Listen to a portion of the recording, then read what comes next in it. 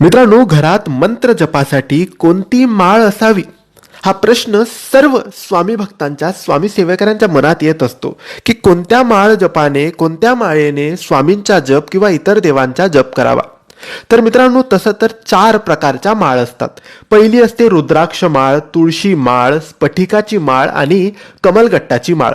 रुद्राक्ष माळेने महादेवाचा मंत्रजप केला जातो, तुळशी माळेने श्री विष्णुदेवाचा मंत्रजप केला जातो आणि स्फटिकाच्या माळेने देवींचा मंत्रजप केला जातो, जसं सरस्वती, दुर्गा, लक्ष्मी. आणि कमलगट्टाच्या माळेने लक्ष्मी माता, सरस्वती माता आणि कुलदेवीचा मंत्रजप केला जातो. आता प्रश्न पडतो की स्वामींचा मंत्रजप करण्यासाठी कोणती माळ घ्यावी. तर स्वामींचा मंत्रजप करण्यासाठी रुद्राक्षाची माळ आणि कमलगट्टाची माळ घ्यावी. या दोन्ही माळेमधून कोणतीही माळ घ्यावी आणि स्वामींचा मंत्रजप करावा. सहसा करून रुद्राक्षाची माळेनेच स्वामींचा मंत्रजप करावा. श्री स्वामी समर्थ.